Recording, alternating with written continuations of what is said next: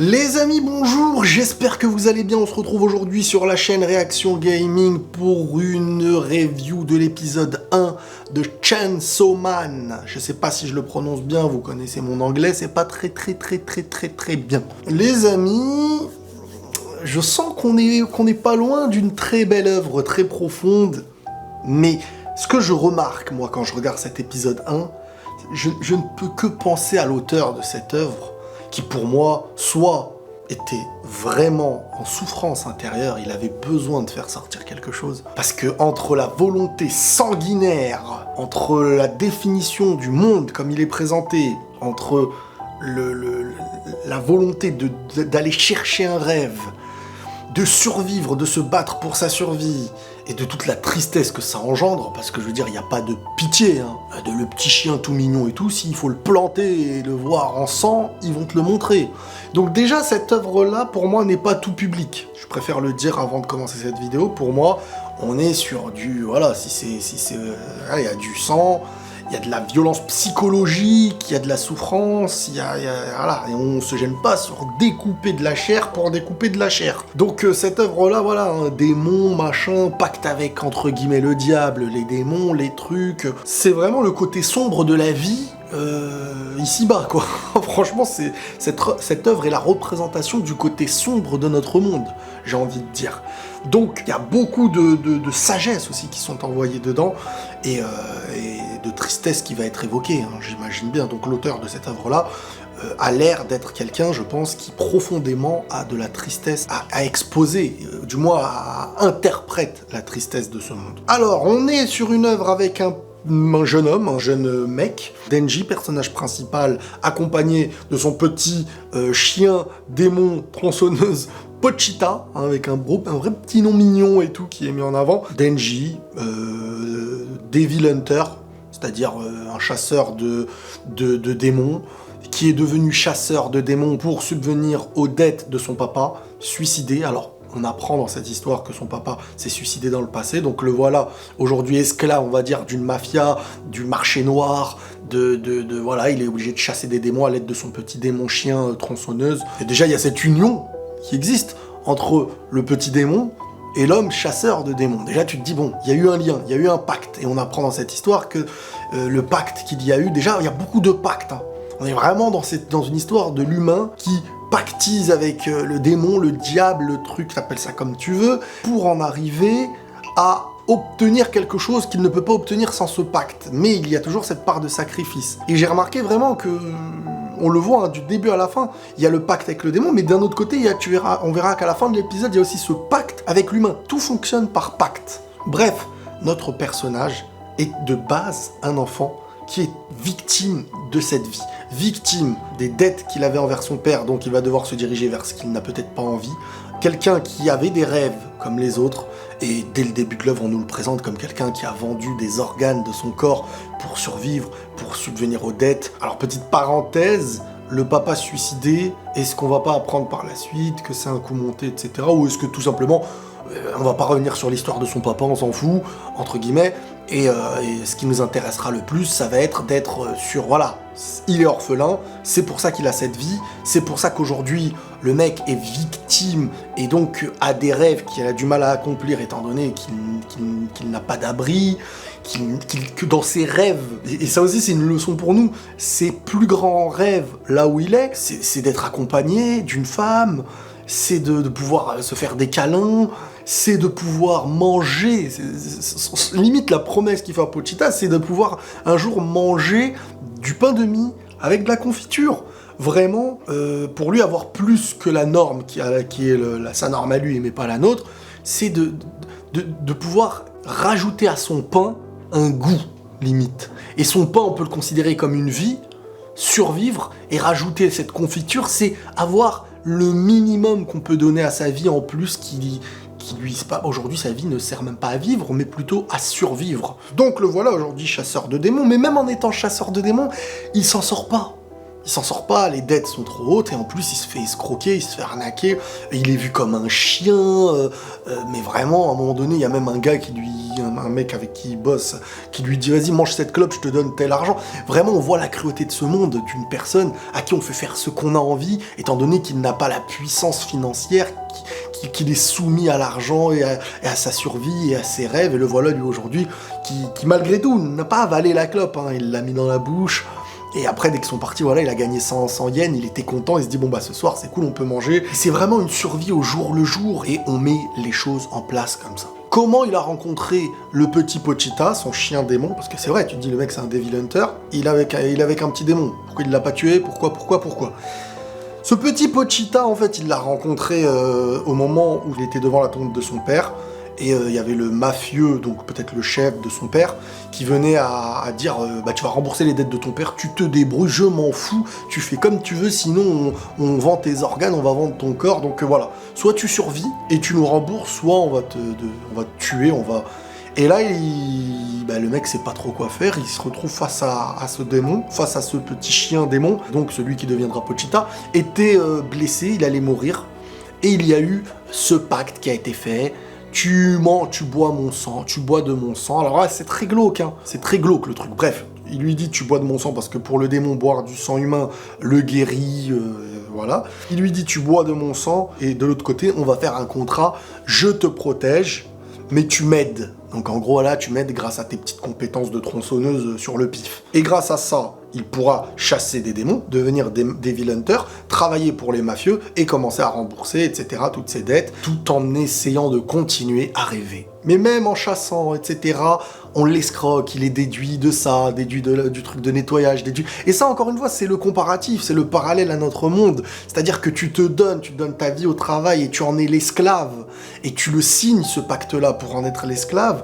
Mais derrière, ce que tu vas gagner, il ne te reviendra qu'à un tout petit pourcentage. Tu crois gagner beaucoup en faisant un truc de fou. Et au final, on te prend ça dans telle taxe, ça dans telle taxe, ça dans... Et c'est vraiment, on représente l'État, on représente... Vraiment, le gars a voulu représenter un peu tout et faire le parallèle, parfois exagéré, avec notre monde, et parfois pas si exagéré que ça. Bref, à un moment donné, le mec, il est chez lui le soir avant de dormir, en plus il toussait du sang et tout, il expliquait « Je ne rembourserai jamais mes dettes avant de mourir. Je n'aurai jamais de femme, je ne pourrai jamais me blottir dans ses bras, je pourrai rien lui payer. » Bref, voilà, le gars se voit comme un perdant, il n'a que les rêves qu'il a en tête, le moment où il ferme les yeux pour rêver, pour se trouver une vie peut-être un petit peu mieux, et même ça, il a du mal à rêver parce que la fin le réveille.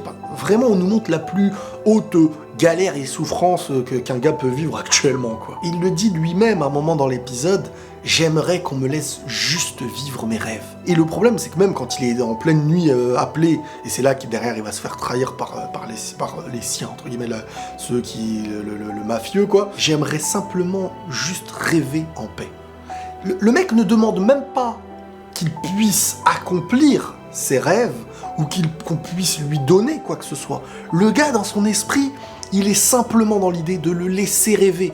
Juste être allongé, pouvoir fermer les yeux et rêver. C'est ça son summum à lui aujourd'hui. C'est ça pour lui le plus haut niveau pour lui. Il a donc été piégé par la mafia avec qui il bossait pour rembourser les dettes de son père. Et là, le mec avance et tout dans le hangar. Il se dit, mais il est où le démon? C'est bizarre.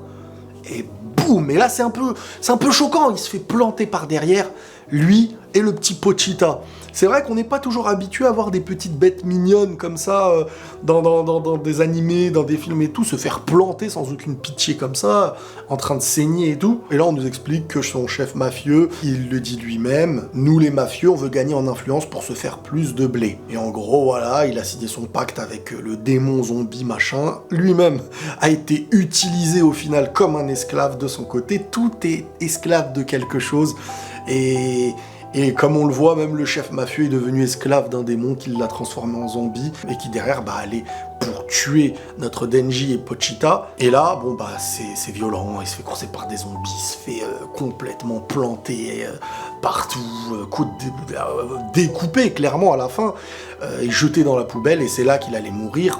Et donc, il était censé mourir à ce moment-là, et jusqu'à ce qu'on ait un petit flashback, et dans le passé, on a vu une discussion de Denji, déjà devenu Devil Hunter, déjà, ça y est, compagnon de Pochita, et il lui explique en lui disant qu'un jour, forcément je vais me faire tuer par un démon à un moment donné. Et l'un des regrets que je peux avoir aujourd'hui, ce serait au final de te laisser tout seul. Tu n'auras peut-être pas de quoi te nourrir, tu n'auras pas la force pour rivaliser face à des Devil Hunters, des chasseurs de démons.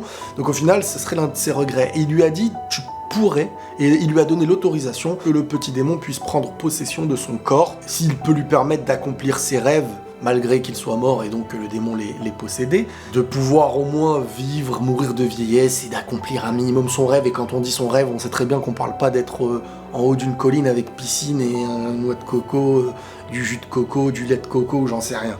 C'est le minimum, survivre dans une vie et ne pas et s'éloigner de la cruauté de ce monde, la plus cruelle, quoi. Et là, au final, ce qu'il s'est passé, c'est qu'il n'a pas réellement été possédé, mais plutôt, encore un nouveau marché, il lui dit « Je t'offre mon cœur, et en échange, je veux te voir vivre ton rêve. » Pochita est désormais en lui. Quand Pochita lui donne son cœur, et donc son pouvoir, son être, il agit pas comme un démon, en fait. Sur le coup, il se passe quelque chose d'inversé. C'est pas le démon qui vient posséder et retirer la conscience de l'humain, mais plutôt l'humain qui, grâce à ce démon, vient avoir un power-up, d'une certaine façon.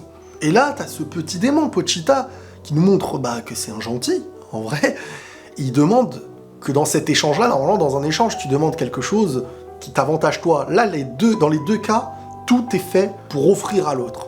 Premièrement, je te donne mon pouvoir, et deuxièmement, ce que je te demande en retour, c'est de réaliser ton rêve. Comme si, même en étant deux, en fait, il n'était devenu qu'un. Réussir à voir le rêve s'accomplir de Denji devenait la réussite aussi de Pochita qui l'accompagnait. Et ça, c'est le sentiment, le vrai sentiment d'amour, amical, fraternel ou ce que tu veux, mais c'est le vrai sentiment d'un cœur qui aime quelqu'un. De réussir à avoir dans le plaisir de l'autre ton plaisir, et là surtout presque dans sa mort, j'ai envie de dire. Alors je sais pas comment ça va se passer derrière, est-ce qu'il ressortira de lui ou pas, j'en sais rien. Est-ce qu'il lui parlera de l'intérieur, je n'en sais rien aussi. Ce n'était pas l'inverse, le démon qui allait le posséder et perdre la conscience humaine et garder ce qui est démoniaque, c'est l'inverse. Il a les pouvoirs de notre Pochita, mais décuplés, tronçonneuse machin, une tronçonneuse dans le pif, une tronçonneuse là, et là tu fais du jardinage à gogo avec des démons, quoi. Et là, le mec se réveille, il voit les démons arriver vers lui, il dit « Je ne cherche pas à être pété de thunes, tout ce que je veux c'est mener une vie normale, et même ça, je n'y ai pas le droit. » On est encore dans cet état d'esprit que le mec ne demande même pas. C'est en fait, tout lui vient à lui, toutes les souffrances, ça c'était pendant qu'il se faisait planter par les démons et tout, par les zombies, et en fait, toutes les souffrances lui tombent dessus alors que le mec ne demande que le minimum. Mais s'il demande que le minimum, c'est parce qu'il lui arrive le pire. En fait, les reviews de Chainsaw Man, là, je pourrais prendre juste les phrases et en faire des vidéos. Quand il dit « Ils ont tout ce qu'ils veulent, pourquoi en demander toujours plus ?» Mais moi, je suis pareil. Mes jours peinards avec Pochita ne me satisfaisaient pas. Je n'arrêtais pas d'aspirer à une vie meilleure. C'est comme ça. Tout le monde a besoin de rêver. Ils font rien de mal. Rien de mal, mais bon. Et là, après, il pète les plombs et il passe à autre chose. Et c'est là où ça y est, il avait son pouvoir, il a démonté tout le monde. Bref, il a explosé tout le monde. Son pouvoir est complètement fou. Je pense que maintenant, il pourra exploser des démons de niveau supérieur, hein, parce que le démon zombie s'est fait exploser en 2-2. Et il avait l'air quand même assez costaud, surtout qu'à la fin de l'épisode, ceux qui étaient envoyés pour aller s'occuper de son cas, ça avait l'air d'être 3 personnes très spéciales. La personne le disait elle-même, « Je suis une Devil Hunter de la sécurité publique venue tuer le démon zombie. » Et cette jeune femme, lorsqu'elle découvre qu'il y a tout est mort par terre et il reste un seul démon, notre Denji transformé, au moment où elle avance vers lui, on sent qu'elle a de l'expérience, qu'elle est costaud, hein, parce qu'elle aurait pu courir bêtement, ça un démon, je le tue, non. Elle a pris du recul, elle avance tranquille, et elle a très vite capté que c'était pas comme les autres. Et au moment où celui-ci allait tomber de fatigue, il lui dit « Serre-moi », bon, il allait lui dire dans les bras, je pense, et elle le prend directement dans les bras. Et là, on voit, c'est comme si c'était une nouvelle vie qui allait s'accomplir. Et je pense qu'il n'y a jamais eu pour notre Denji, une scène ou une chose dans sa vie où une femme a pu le prendre dans ses bras. Là, peut-être que à travers, dans sa nouvelle vie, dans son nouveau corps, mi-démon, mi-humain, mi-Pochita, mi-truc, Chainsaw Man, en fait, tout simplement, et le voilà vivre de nouvelles choses. Et ça commence au moment du câlin, au moment où elle le prend dans les bras. Et c'est à ce moment-là, en plus, qu'il reprend forme humaine. Comme si vraiment du démon, il redevenait humain au moment où il commençait à revivre un peu humainement des choses dans ce triste monde d'un minimum plus beau, ne serait-ce que d'être pris dans les bras par une femme, chose qu'il rêvait d'avoir dans sa vie. Et là, d'autres demandent donc est-ce que c'est une personne qui est possédée par un démon? Et la femme, elle répond aucune chance d'être possédée, ça se lit sur leur visage. Donc là, on comprend bien que ce qui se passe avec Pochita n'est pas comme un démon normal qui possède l'humain. Et là, elle lui dit deux choix s'offrent à toi. Je peux te tuer comme un vulgaire démon. Encore une fois, vous avez vu, il faut faire un choix, un pacte, un contrat. Je peux te tuer comme un vulgaire démon ou te garder comme un humain domestique. Je nourris bien mes chiens, tu sais. On aurait pu s'arrêter sur tu vas travailler pour moi ou alors je te tue comme ces démons. Mais c'est pas pour rien qu'on a été plus loin dans cette phrase-là, au lieu de dire travaille pour moi ou alors meurs comme ces vulgaires chiens démons, enfin pas chiens démons parce que ce serait déshonorer Pochita, mais plutôt comme ces zombies. Et ça aurait été logique comme phrase. Elle rajoute je nourris bien, deviens mon domestique et je nourris bien mes chiens. Ça veut dire quoi à mes yeux ce truc-là? Ça veut dire quoi qu'il arrive tu seras esclave de quelque chose. Je vais pas te vendre du rêve, tu vas bosser, on va être égal ou j'en sais rien. Tu es esclave de quelque chose quoi qu'il arrive. Sauf que lui il était tellement esclave du plus petit étage, de l'étage le plus bas dans la plus grande souffrance, que devenir, entre guillemets, le chien bien servi, comparé à ce qu'il était avant, le chien, l'esclave mal servi, dans la souffrance, victime de tout, devient aujourd'hui l'un des rêves, devient ce qu'il dit lui-même, surtout quand il tourne sa tête, qu'il regarde les démons et tout.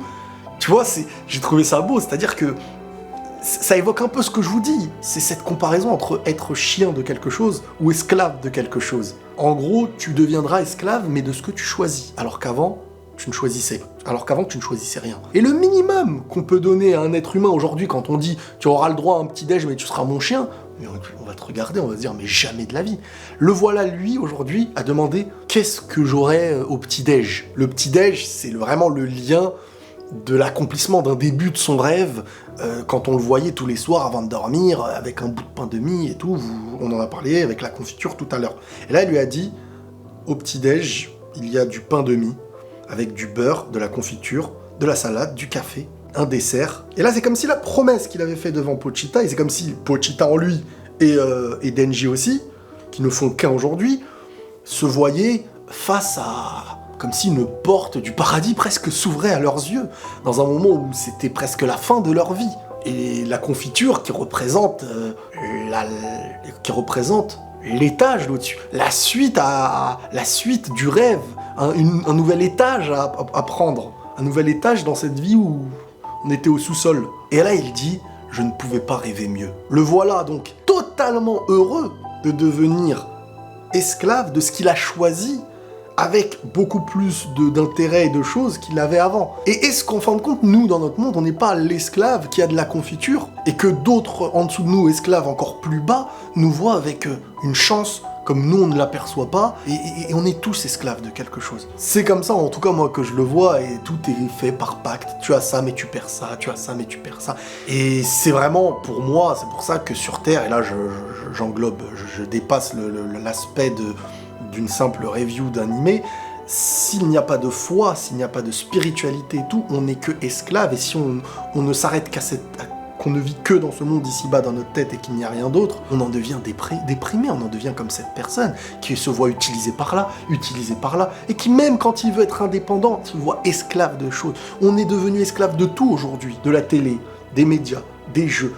On a drogué notre corps à ce qu'ils ont envie, et au final on est obligé de consommer dans ce qu'ils décident, dans ce qu'ils décident eux. C'est comme si on avait, ça y est, des interrupteurs et qui s'allumaient à distance par ceux qui peuvent nous rendre esclaves de tout. De la malbouffe, de ceci, du sucre, de machin. Donc c'est vraiment une œuvre très profonde, et je trouve qu'il faut aller au fond de ce qui est démontré, au fond de ce qui est montré. Je n'ai vu que le premier épisode, j'espère que la suite sera à la hauteur. Franchement, en termes visuels, écriture et tout, ça a l'air très beau, et qu'on n'est pas que sur... Alors certains n'auront pas le recul de tout ça et se diront, c'est une triste personne, et ce qui m'intéresse, c'est ce qui va chasser des démons, et comment ça va se passer.